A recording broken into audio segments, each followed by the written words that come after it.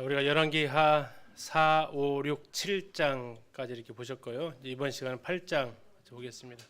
계속해서 엘리사와 관련된 열왕기하가 맞나 왕의 기록이 맞나 싶을 정도죠. 선지자의 기록이 많은 분량을 차지하고 있습니다. 자, 8장에는 수넴 여인이 또 한 번 나오네요. 아까 몇 장에서 나왔죠? 5장은 나아만이고요. 4장에서 나왔죠. 사의 배수 8장에서 또 한 번 나왔습니다. 자, 상황은 8장 1절에 있는데요. 끝부분에 보시면 여호와께서 기근을 부르셨으니 그대로 이 땅에 7년 동안 임하리라. 자, 그리고 아까 이 7년의 기간이 있을 때 선지자들이 먹을 것이 없어서 들에서 온갖 것 다 뜯어다가 넣었더니 막 써가지고 사망의 독이 있네, 못 먹던 그 상황이 지금 연결된 거예요. 그러니까 그 내용어가 아마 이렇게 좀 있는데 지금 이게 연대순 아니다라는 걸 다시 한번 말씀드립니다. 자, 그러면서 수넴 여인한테 지금 얘기를 하는 겁니다. 8장 1절입니다. 엘리사가 이전에 아들을 다시 살려준 여인, 수넴 여인이죠.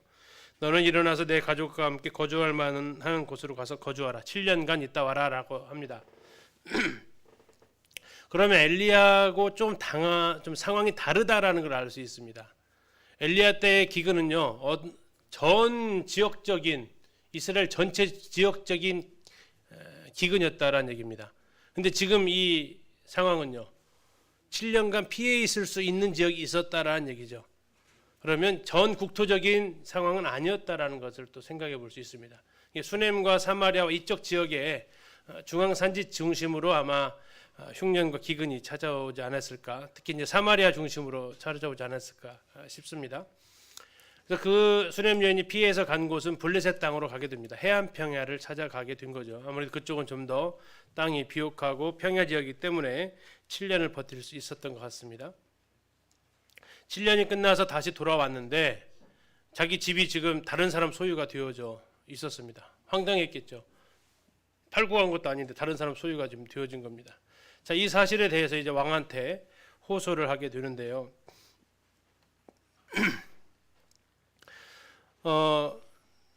마침 이 왕한테 이 사실을 호소하러 갔을 때 게하시가 등장합니다. 또 아까 그렇죠. 자, 4절 보십시오. 8장 4절. 그때의 왕이 하나님의 사람의 사환 게하시와 서로 말하여. 자, 문둥이는 여기 있을 수 없죠. 그러면 아까 그 나만 장군하고 이야기하고 계산해 보면 이 사건이 먼저 있었다는 것도 생각할 수 있어요.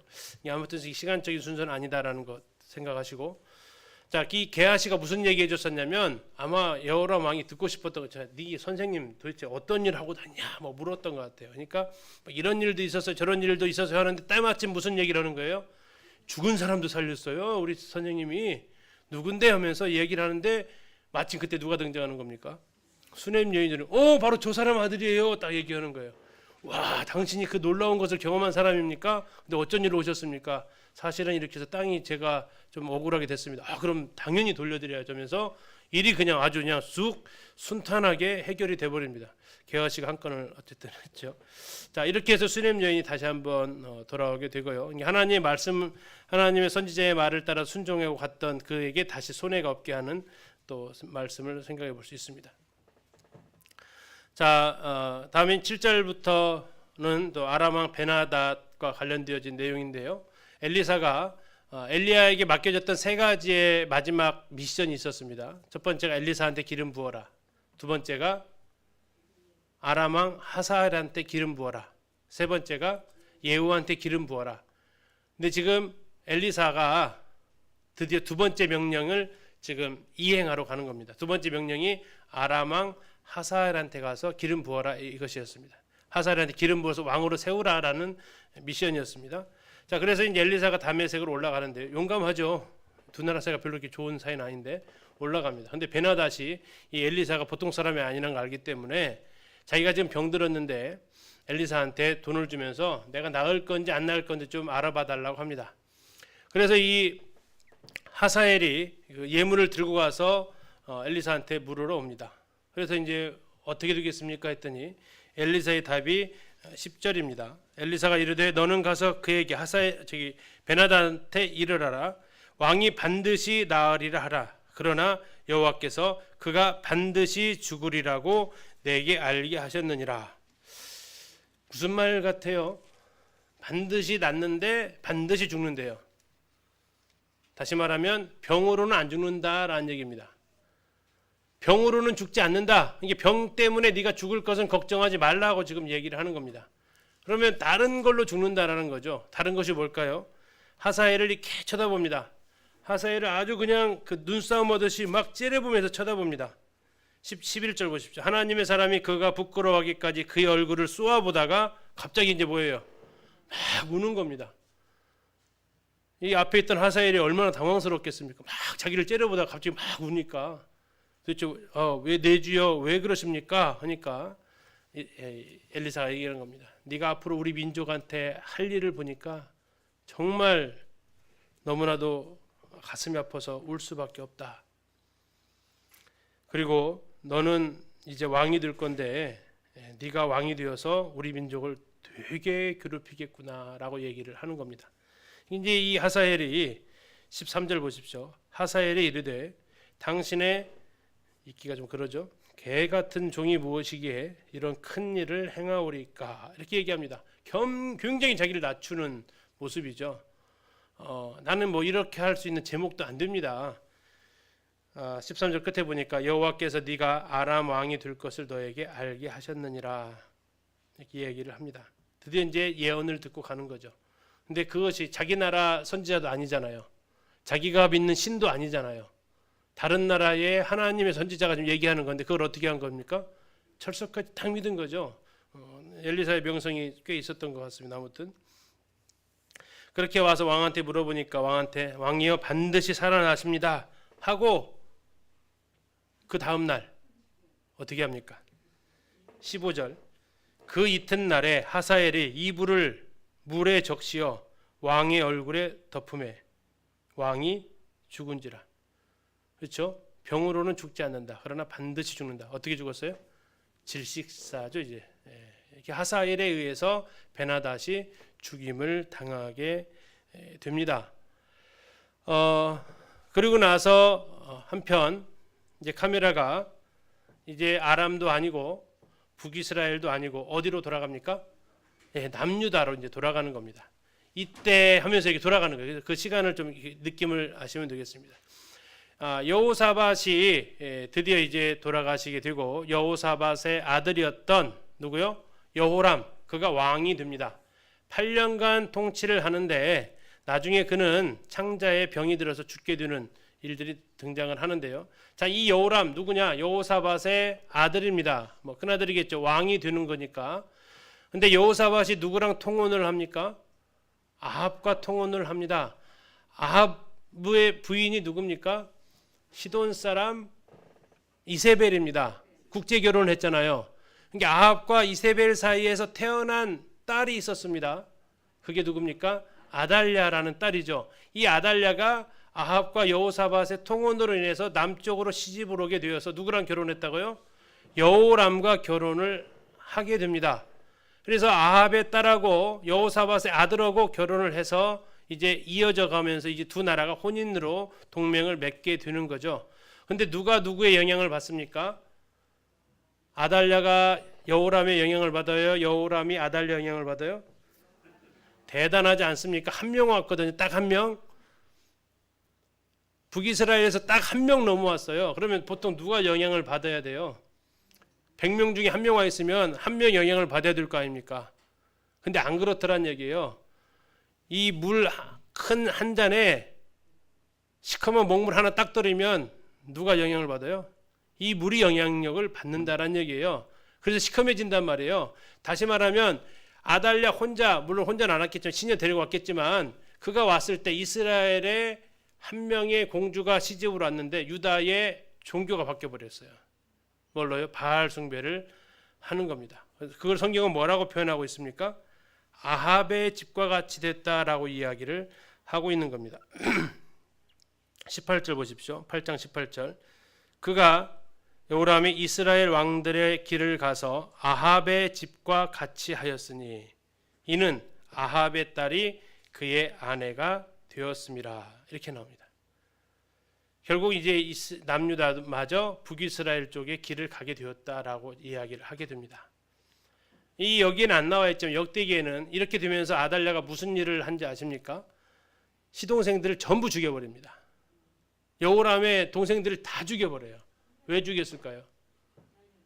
네, 이 왕위를 튼튼하게 하기 위해서 시동생들을 전부 죽여버립니다. 나중에 이제 더 끔찍한 일을 자기 손으로 직접 하죠, 아달랴가. 그건 이따 좀 보기로 하고. 그래서 여호람이 자기 동생들을 다 죽이고 이제 왕을 이어갈 정도로 그 정도로 악한 일을 했는데 그건 전부 다 이제 아달랴 영향을 받은 거죠. 근데 거기서 은혜가 나오지 않습니까? 19절 보시면 여호와께서 그의 종 다윗을 위하여 유다 멸하기를 즐겨하지 아니하셨다고 나옵니다. 그러니까 지금 뭐 르호보암, 아비야, 아사, 여호사밧 나와 있지만 이 네 명의 얼굴을 보고 살려둔 게 아니라 누구 얼굴 보고 살려줬다고요? 한참 위인 다윗 얼굴 보고 지금 살려줬다라고 지금 말씀을 하고 있습니다. 하나님께서 사무엘하 7장에 맺었던 다윗과 언약이 있었잖아요. 영원히 이 왕위가 이어지게 하겠다라고 했던 그 약속을 기억하시면서 하나님께서 한 번 심판을 유예를 하십니다.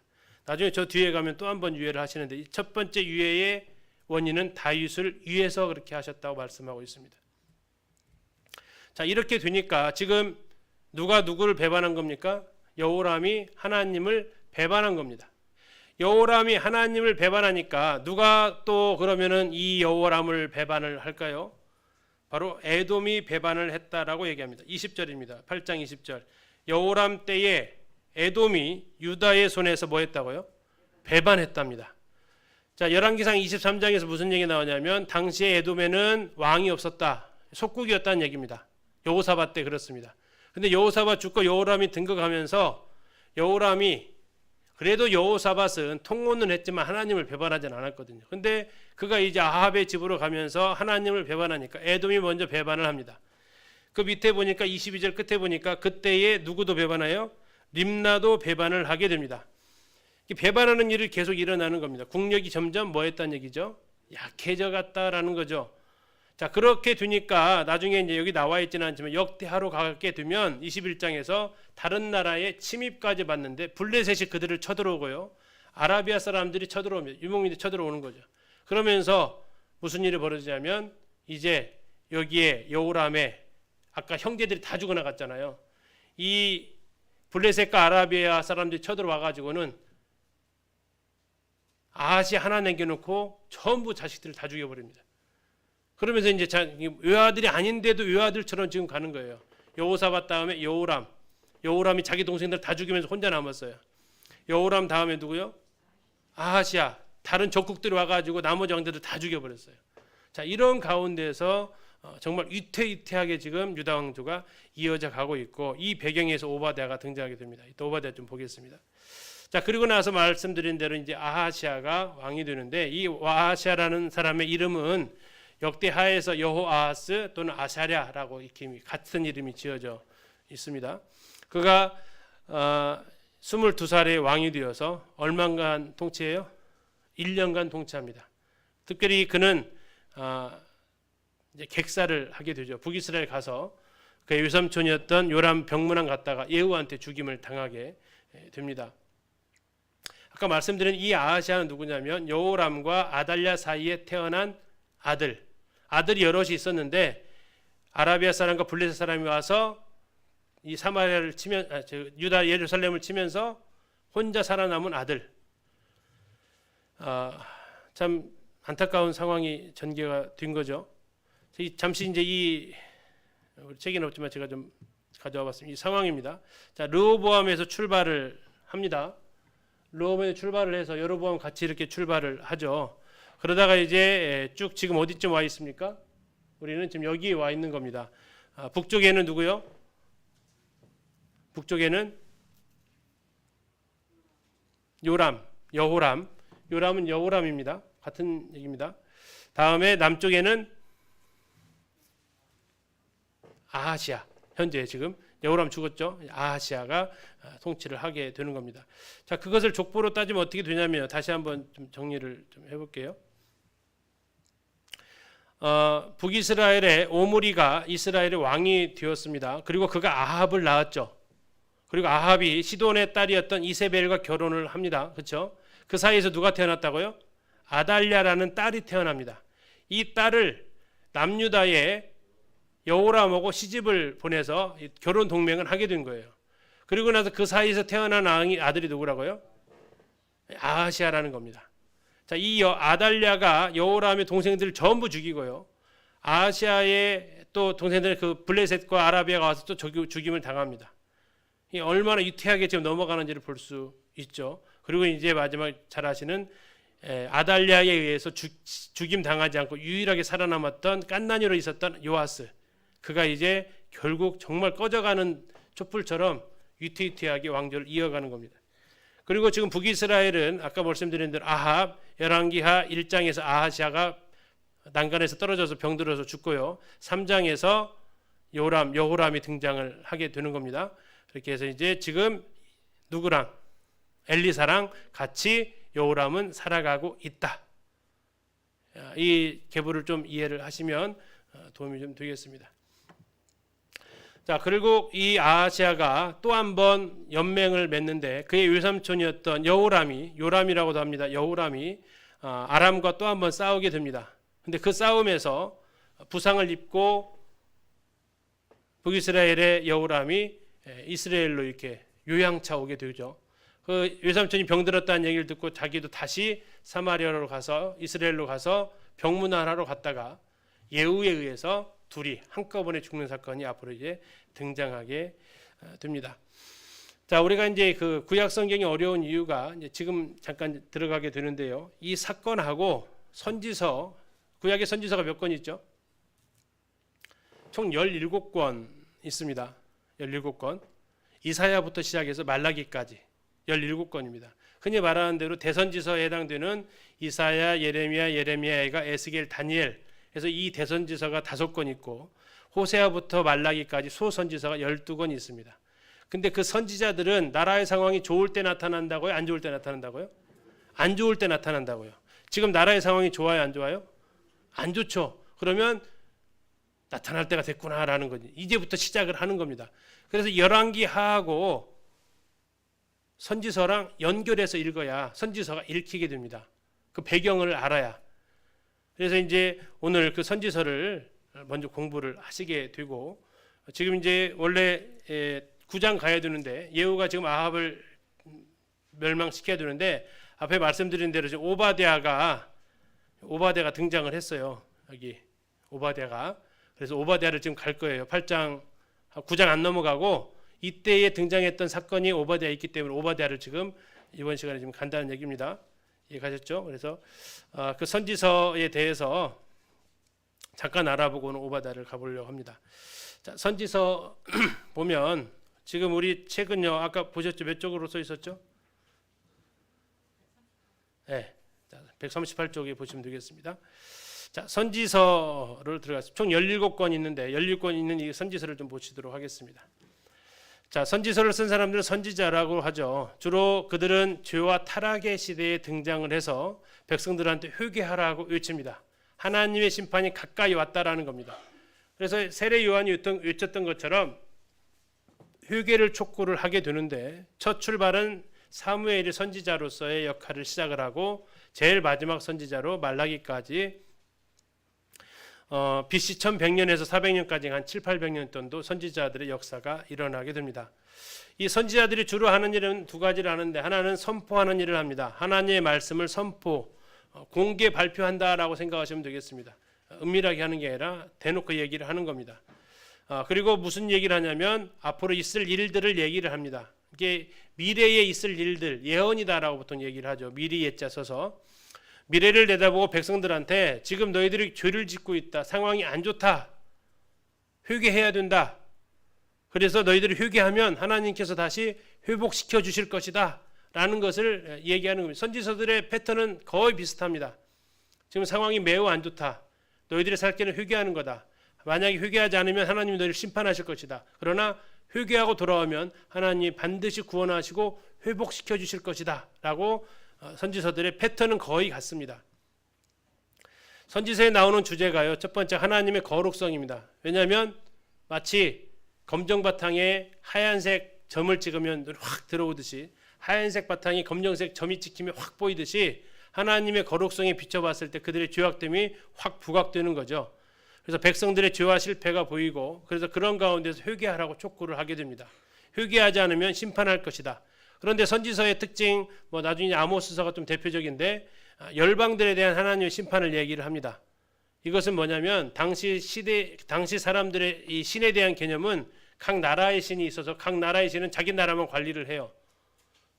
블레셋을 심판하는 것은 여호와가 아니에요. 자기들 생각은. 그런 하나님은 그렇지 않다라고 얘기하십니다. 온 우주의 신이시죠. 그래서 거기에 대해서 하나님께서 심판할 권한을 가지고 있고 결국 이걸 통해서 뭘 얘기하냐면 너희들도 이렇게 심판을 당한다라는 촉구를 하는 겁니다.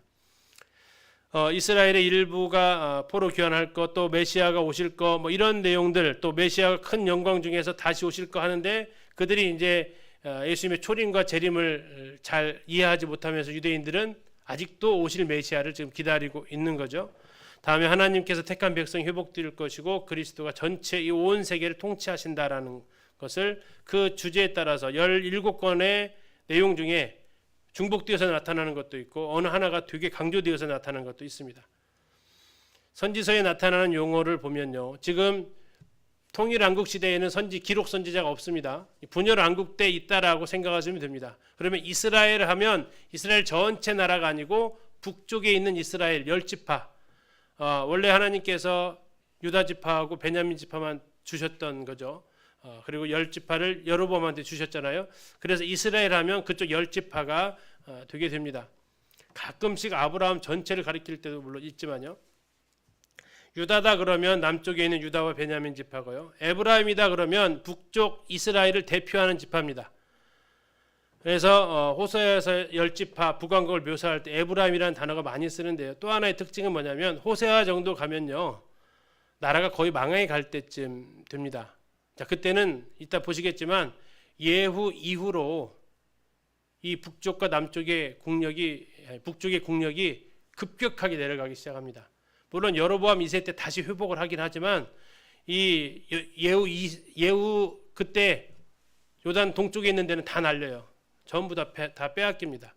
그래서 지금 땅이라는 것 자체가 나중에 마지막 호세아 왕 때는 사마리아만 겨우 간직하고 있는 거예요. 나라가 한 번에 통으로 멸망한 게 아니고 계속해서 점령당했다. 북이스라엘의 특징이. 이해가시죠? 한 번에 모든 나라를 통째로 다 끝난 게 아니라 하나씩 빼앗아 가요. 점점 고립되어져 가는 상황까지 갑니다. 사마리아는 북왕국의 수도였고 예루살렘은 남왕국의 수도였습니다. 니느웨라는 나라, 요나서하고 나훔서가 니느웨에 대한 예언을 하고 있습니다. 아수르의 수도였고요. 바벨론은 바벨론 제국의 수도였고 다메섹은 아까 지금까지 계속해서 보셨던 아람 나라, 베나닷, 나아만, 하사엘 다 이 사람들에 관련된 것이 아람 나라입니다. 수리아라고도 나오고요. 그래서 수리아하고 아시리아하고 다릅니다. 아시리아는 이쪽 아수르와 관련된 거고 수리아는 또 아람과 관련된 거다라고 기억하시면 되겠습니다. 이게 헷갈리지 마시라고요. 다음에 선지자들의 분류를 살던 시대로 오면 포로전 바벨론에 의해서 잡혀가기 전에 선지자들이 주로 이런 선지자들이 있습니다. 다음에 포로 시대 때 선지자 이 2명이고요. 포로 후의 선지자 이 3명입니다. 이 3명 나머지는 다 해당이 된다고 생각하시면 되겠습니다. 그러면 그들은 누구를 대상으로 예언을 했느냐? 이스라엘을 대상으로 했던 사람이 3명입니다. 쉽죠?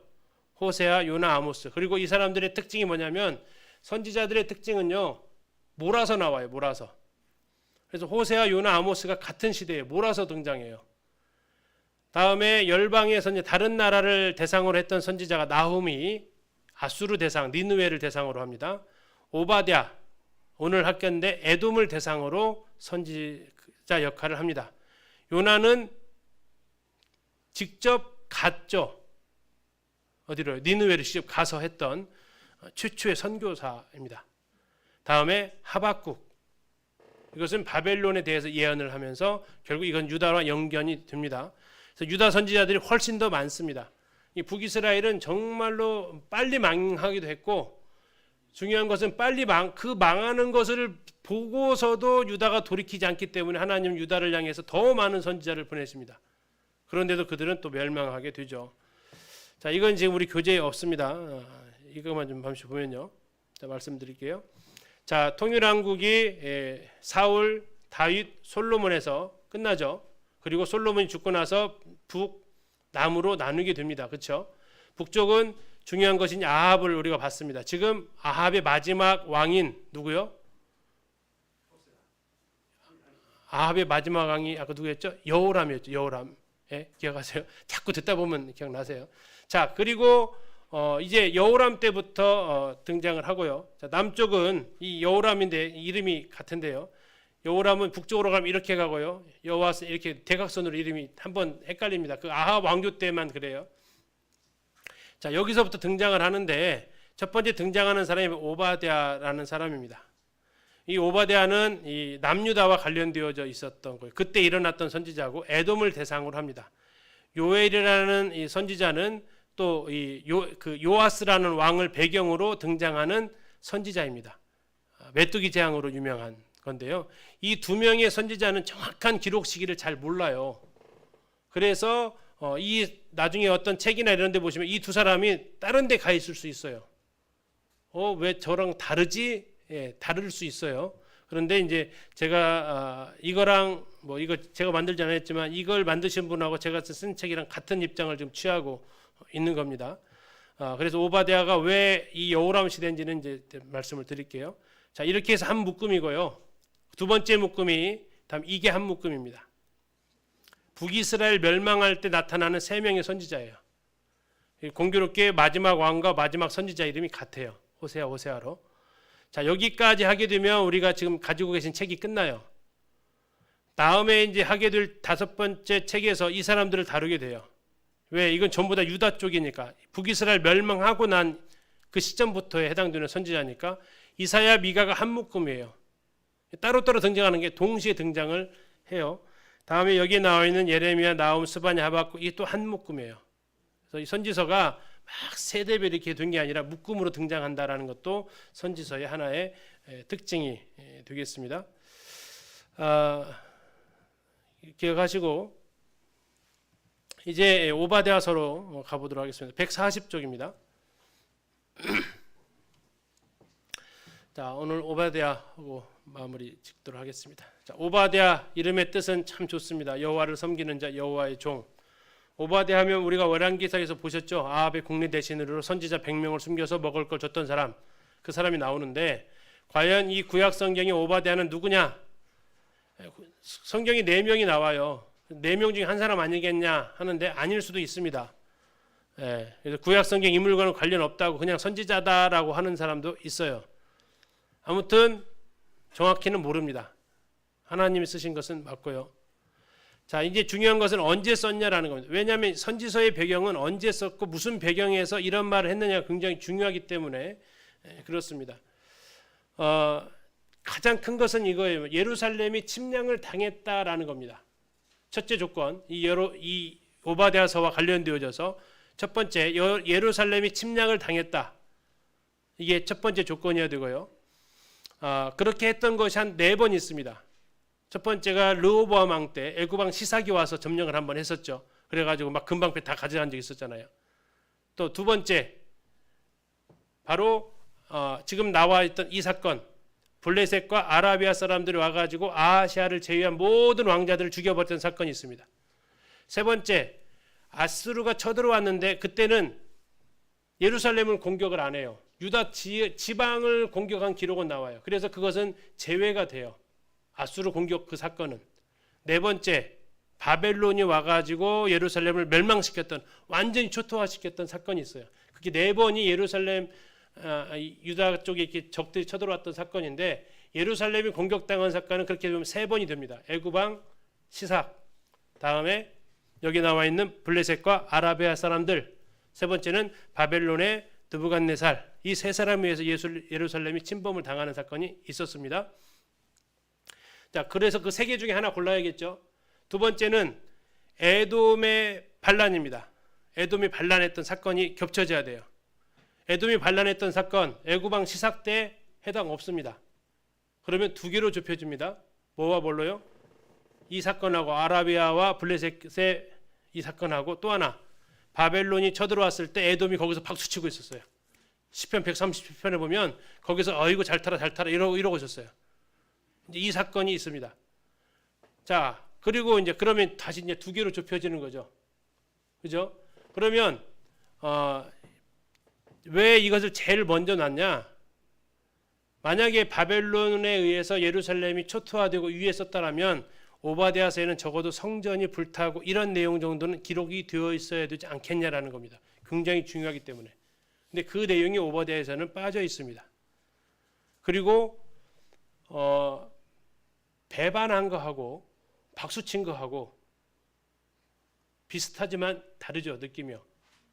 그래서 이 배반했다라는 내용과 연관 지으려면 우리가 아까 보셨습니다. 여호람이 하나님을 배반하니까 남유다를 배반했던 두 단어가 있었죠. 하나는 림나가 배반했다 그랬죠. 그랬죠. 기억나시죠? 8장에서 보셨습니다. 8장 22절에서 림나가 배반했고 8장 20절에서 누가 또 배반했다고요? 에돔이 배반했다고 나옵니다. 그래서 에돔이 배반했던 이 사건이 이 사건은 에돔이 배반한 사건이고 느부갓네살이 쳐들어왔던 그 사건은 에돔이 예루살렘의 멸망을 보면서 환호하고 박수쳤던 사건이에요. 그럼 어느 것이 더 가깝냐 했을 때 이야기를 이 때가 더 가깝다 하고 예루살렘이 멸망할 때 그것을 지켜보고 기록했던 선지자가 누구냐면 예레미야입니다. 근데 예레미야 49장을 가서 보면 이 오바댜에 있는 내용이 인용이 돼요. 그래서 이것은 바벨론 침략이 아닌 아라비아와 블레셋이 쳐들어왔을 때 기록된 책으로 보는 게 또 많은 흔히 말하는 보수적 학자들의 견해가 많이 있습니다. 그렇다고 했을 때 이 오바댜는 바로 여호람이 통치하던 때의 선지자고 여호람 때 통치했던 선지자, 기록했던 선지자 말고 활동했던 선지자가 누구 있었다겠죠? 엘리사 있었죠. 그러니까 오바댜하고 엘리사는 서로 아는 사람이었을 수 있다는 얘기죠. 그래서 이 사람을 오바댜를 가장 먼저 기록된 책으로 이제 계산을 하게 되는 겁니다. 자, 잘 이해가 안 가시면 녹화되어 있으니까 한번 더 들어보시고 하시면 이해가 가실 겁니다. 자, 그러면 이제 잡은 겁니다. 이 시대는 여호람 시대다. 이해 가셨죠? 그 상황이 그럼 어떤 상황이냐? 블레셋과 아라비아가 쳐들어왔던 때 일이다라는 겁니다. 이스라엘 적군들이 블레셋과 아라비아입니다. 예루살렘의 문들을 부수려고 강타하는 절박한 상황에서 뭐했다고? 에돔인들은 적군들을 돕는 자가 되었습니다. 배반했기 때문에 그렇죠. 같이 이제 공공의 적이 된 겁니다. 자신들의 형제국에 대한 보호자로서의 기능을 하지 않습니다. 오히려 그들은 거기에 동반하는데 어떻게 오바댜서 읽어보면 같이 성에 들어가서 노략질 해오는 그런 일들까지도 하게 됩니다. 단순히 박수치는 것 그 이상을 한 것을 볼 수 있습니다. 일단 오바댜서 보겠습니다. 거기들에 대해서 언젠가 그들이 하나님께서 멸망할 것을 말해주고 있습니다. 이스라엘이 광야에서 에돔 땅 들어가려고 했지만 에돔 사람들이 받아줘요? 안 받아줬잖아요. 돌아가면서 불뱀 사건 나지 않습니까? 자, 그런 것들에 대한 형제들이 그렇게 하나님께서 그래도 에돔은 건들지 마라고 하셨지만 부모의 심정이 봤을 때 싸우지 않기를 바라서 놔둔 거지 그 에돔의 행동은 어떻게 보였을까 하나님 눈에요? 참 괘씸한 녀석들이다라고 이렇게 보여지는 거죠. 주제가 뭐냐면 잘 아시는 대로 에서하고 야곱은 쌍둥이지 않습니까? 형제가 아니라는 얘기죠. 그런데 야곱의 후손인 야곱의 후손인 유다가 멸망할 때 에서의 후손이었던 에돔 족속은 뭐 하고 있어요? 박수치고 같이 동조하고 있었다라는 겁니다. 자, 그 에돔 족속이 앞으로 어떻게 될 것인지에 대한 예언입니다. 완전히 멸망할 것을 예언하고 있습니다. 자, 실제로 그들은 이 요단 동편 에돔 지역에 살다가 나바티아라는 그 사람들에 의해서 요단을 건너서 도망옵니다. 그래서 이두메라는 곳에 살아요. 예루살렘 밑에 있는 남방입니다. 거기서 옮겨서 살게 되다가 AD 70년에 로마에 의해서 완전히 멸망하고 에돔 족 자체가 다 사라져 버렸습니다. 그러나 그들이 정말 비웃고 박수치고 좋아했던 유대는 하나님께서 다시 회복시키시고 하나님께서 그들과 하셨던 약속을 지키시는 것으로 보여지는데 세 가지는 추가해서 써놓은 겁니다. 첫째는 어떻게 하시냐? 하나님이 유다를 지키고 그들의 적을 물리치실 것이다. 그래서 유다를 위로해 줍니다. 두 번째, 에돔과 다른 나라들이 이스라엘을 공격한 것에 대해서 하나님께서 벌하실 것을 얘기하십니다. 그리고 하나님의 백성은 하나님이 끝까지 지키시겠다고 약속을 하십니다. 자, 이런 내용으로 담겨져 있고요.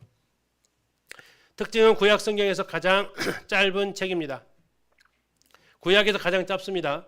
신약의 성경 전체적으로 가장 짧은 책은 요한 2서, 그 다음 짧은 책이 요한 3서, 그 다음에 오바댜서입니다.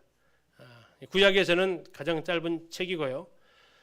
오만한 자의 파멸, 그러나 온순하고 겸손한 자에 대한 구원에 대해서 나와 있고요. 구약 성경에서 가장 강력한 심판의 메시지를 처음에 전달하고 있습니다.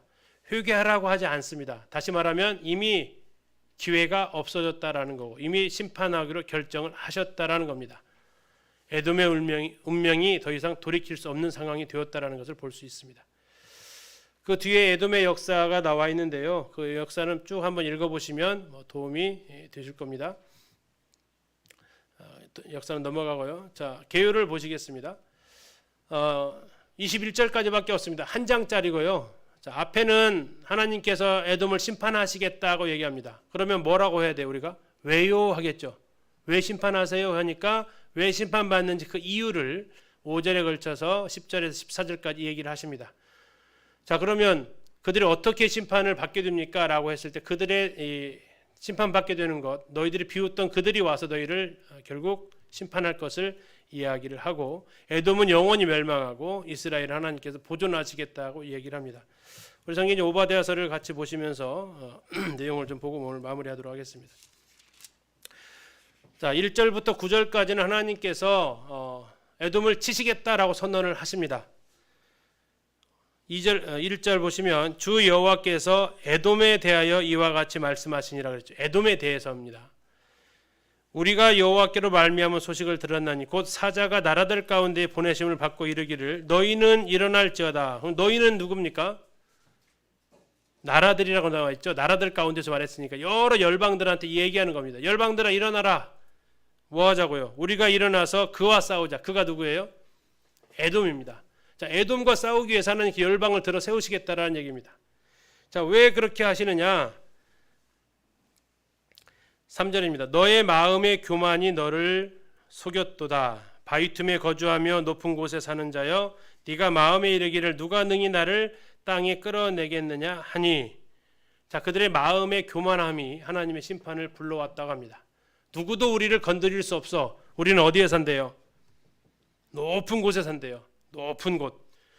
바위 틈에 거주한대요. 높은 곳에 살고 바위 틈에 거주하면 이것은 정말 난공불락이라고 하는 겁니다. 높은 곳이니까 올라가기 힘들죠. 바위 틈 좁은 길로 들어가게 되면 군사가 조금만 있어도 지킬 수 있어요. 평야는 군사가 많아야 싸우지만 좁은 길은 어떻게 하면 돼요? 흔히 말하는 대로 좁은 길에서 밀고 있다가 밀면 다 떨어져 죽는 거예요. 이렇게. 그러니까 들어올 수가 없다. 우리는 천의 요새에 살고 있다. 누가 나를 여기서 끌어내서 심판하겠냐라고 그들이 아주 그냥 자랑하고 살았다는 거죠. 4절에 하나님 말씀하십니다. 네가 독수리처럼 높이 오르며 별 사이에 깃들을지라도 내가 거기에서 너를 뭐 한다고요? 끌어내리겠다. 하나님께서 심판을 하시겠다라는 겁니다. 자, 바위 틈에 거주하며 높은 곳에 사는 자, 그들이 살았던 에돔 땅에서 가장 대표적인 것이 흔히 알고 있는 페트라라는 곳입니다. 지난번에 잠깐 영상을 보셨기도 했었는데요. 기억나세요? 네, 그 페트라라는 곳이 있는데, 자, 그러면 어떻게 그들이 멸망을 하게 될 거냐? 철저하게 수탈을 당할 것이다. 도둑들이 와서 도둑질 해가도 다 가져가요, 남겨놔요? 남겨놓죠. 도둑이 근다고 집에 있는 거 다 가져가진 않잖아요. 남겨놓는단 말이에요. 강도가 강도짓을 해도 다 가져가요. 그래도 얼마나 남겨놔요? 그래도 속옷은 남겨놓을 거 아닙니까? 강도짓 다 하더라도. 그런데 어떻게 한다고요? 너희들을 수탈하는 사람들이 와서 샅샅이 찾아내서 하나도 남기지 않고 다 가져가겠다는 거예요. 도둑과 강도들이 오는 것보다 더 심한 수탈을 너희들이 당할 것이라는 겁니다. 다음에 너희들이 그렇게 높은 곳에 살면서 연맹을 써가지고 또 이 연합군을 형성을 했는데 그들이 배신을 할 거라는 얘기입니다. 7절 보십시오. 7절. 너와 약조한 모든 자들이 다 너를 쫓아 변경에 이르게 하고 막 끝에까지 막 몰고 간다는 얘기입니다. 너와 화목하던 자들이 너를 속여서 이기고 너랑 먹을 것을 같이 먹었던 자들이 너한테 함정을 봤다. 이게 같이 믿었던 것들이 전부 다 지금 배신을 하는 일들이 벌어질 것이다. 그리고 9절에 보면 드만에 내 용사들이 노래할 것이다. 이로 말미암아 에서와 산에 있는 사람은 다 뭐한다고요? 죽임을 당하여 멸절될 것이다. 지혜자가 없을 것이다 라고까지 이야기를 하고 있습니다. 그러면 이제 궁금한 거죠. 도대체 왜 이들이 이런 심판을 당해야 됩니까? 바로 이 10절부터 그 이야기를 하는 겁니다. 왜 심판을 당해야 되느냐? 10절 네가 네 형제 야곱에게 행한 포악으로 말미암아 이렇게 얘기합니다. 내 형제 야곱에게 행한 포악이 있다. 무슨 포악이냐라는 거죠. 그래서 그 포악으로 말미암아 하나님이 다시 한번 얘기하십니다. 9절에서도 죽임을 당하여 멸절되리라 하셨죠. 10절에서도 이번에 뭐라고 하세요? 영원히 멸절되리라 하십니다. 자, 그러면 그 죄악들이 총 8가지가 등장을 해요. 12절부터 보시면 네가 형제의 날 곧 재앙의 날에 첫 번째 뭐 했다고요? 방관할 것이 아니면 했다는 얘기는 뭐 했다는 얘기예요? 지켜보기만 했다는 얘기입니다. 뿐만 아니라 뭐 했다고요? 기뻐할 것도 아니다. 기뻐했다는 얘기입니다. 그 고난의 날에 네가 입을 크게 벌릴 것이 아니다. 입을 크게 벌렸다는 얘기는 뭐 한 거예요? 비웃었다는 얘기입니다. 그럴 줄 알았으면서 그냥 박장대소 하면서 너 그럴 줄 알아서 비웃었다는 얘기입니다. 내 백성이 환난을 당하는 날에 네가 그 성문에 들어가지 않아. 성문에 들어갔다는 얘기는 뭐 했다는 얘기예요? 같이 약탈을 했다는 얘기입니다. 환난을 당하는 날에 네가 그 고난을 환난 당할 때도 또 방관을 했다는 얘기고요. 네가 그 재물에 손을 대지 않을 것이며 뭐 한 겁니까? 재물을 탈취한 겁니다. 14절 내 거리에 서서 그 도망하는 자를 막지 않을 것이며 도망하는데 어떻게 한 거예요? 못 도망가게 막은 거예요. 그래가지고 얘 도망간대요 하면서 잡아준 거예요. 다. 마지막 고난의 날에 그 남은 자를 뭐 했어요? 이제 원수에게 넘기지 않을 것이나 뭐 한 거예요? 이것은 도망가서 그 적들에 의해서 도망가는 자들을 잡아가다 가지고 어떻게 한 거예요? 팔은 거예요. 인심에 매우듯이 예루살렘 사람들 도망가는 그들을 잡아다가 이렇게 사람을 갖다가 팔아가지고 수익을 잡은 거예요. 총 8가지의 죄악을 남겨요. 그래서 하나님께서 거기에 대해서 이제 심판을 하시겠다고 하는 겁니다. 15절 여호와께서 만국을 벌할 날이 가까이 왔나니 네가 어떻게 한 대로요? 행한 대로 너도 받을 것인즉 네가 행한 것이 내 머리로 돌아갈 것이라. 너희가 내 성산에서 마신 것 같이 만국이 항상 마실고 삼켜버려서 본래 없던 것 같이 되리라. 하나님께서 강하게 심판을 하십니다. 그러나 이스라엘은 17절 오직 시온산에서 피할 자가 있으리니 그 산이 거룩할 것이요 야곱 족속은 자기 기업을 누릴 것이다. 18절 야곱 족속은 불이 될 것이고 그 밑에 보시면 에서 족속은 에돔 족속이죠. 뭐가 된다고요? 지푸라기가 될 것이라. 그들 위에서 붙어서 그들을 불사를 것이다. 야곱 족속이 에서 족속을 불사를 것이다. 아까 보셨죠? 야곱과 에서 무슨 사이라고요? 쌍둥이 형제간인데 너희들이 그렇게 했던 대로 야곱 족속이 이제 너희들을 그렇게 심판을 하게 될 것이다 라고 말합니다. 18절 끝에 보니까 에서 족속에 남은 자가 없을 것이다 라고 이야기를 하십니다. 21절 보시면 구원받은 자들이 시온산에 올라와서 에서의 산을 뭐 한다고요? 심판할 것이다. 이렇게 해서 그들이 심판을 말하고 있습니다. 지금 이게 페트라에 있는 모습입니다. 다시 한번 봐도 어때요? 이쪽으로 군대가 쳐들어오는 거예요. 그러면 위에서 어떻게 하면 되겠어요? 화살을 쏜다고 생각해 보시죠. 밑에서 화살 쏘면 올라가겠습니까? 뭐 불가능한 거죠. 돌 굴려 떨어뜨리면요. 이게 되게 좁아요. 이 거리가 짧은 것도 아니에요. 약 1.2km 정도 돼요. 그 사이를 공격해서 들어와 올 수가 없는 거죠. 이 많은 군대가 와도 좁기 때문에 2, 3년밖에 통과를 못하는, 그러면서 자기는 아무 문제 없다고 이렇게 얘기를 하는 겁니다. 너의 마음에 교만이 나를 속였도다. 바위 틈에 거주하며 높은 곳에 사는 자야. 네가 마음에 이르기를 누가 능히 나를 땅에 끌어내리겠느냐 하니 네가 독수리처럼 높이 오르며 별 사이 깃들일지라도 내가 거기에서 너를 끌어내리리라. 여호와의 말이니라 라고 되어져 있습니다. 잠시 영상 간단하게 나왔으니까 한번 보도록 하겠습니다. 고대 나바테아인이 건설한 산악도시 페트라. 페트라는 그리스어로 바위라는 뜻인데요. 고대 나바테아인들은 협곡의 바위를 깎아 거대한 도시를 만들었습니다. 사람 못 살 것 같잖아요. 그렇죠? 저 협곡 안으로 이제 페트라가 들어서 있는데요. 외계 행성에 와 있는 듯해요. 아, 진짜 어떻게 이렇게 만들어졌는지. 고대 나바테아인들의 무역의 거점이었는데 이 페트라는요. 1000년 동안 이 역사 속에서 사라졌다가 이 다시 세상에 등장한 지 얼마 되지 않았습니다. 1000년 동안 역사 속에서 사라졌던 도시. 그래서 페트라를 잃어버린 도시라고도 하는데요. 싱크를 병사들이 지키고 있는데 고대 시대에 온 것 같습니다. Soldier Nabateans. 솔저. Yeah. 나바테리안. 진짜 나바테아 군인이 아닌 걸 알지만 저도 모르게 신이 납니다. 페트라의 입구 시크가 시작됩니다. 이 시크에 들어서자마자 이 수로가 보이는데요. 나바테아인들은 이 황무지에서 살아가기 위해서 이 관계 시설을 무척 잘했다고 합니다. 이 시크를 따라서 쭉 물길이 이어지는데 되게 잘 만들었네요. 시크를 지나 파라오의 보물 알카지네에서 알데이르 수도원까지 잃어버린 도시를 두 발로 만나볼 생각입니다. 시크는 통로라는 뜻인데요. 시크를 걷는 동안에는 계속 고개를 들어 위를 쳐다보게 됩니다. 평균 높이가 90m.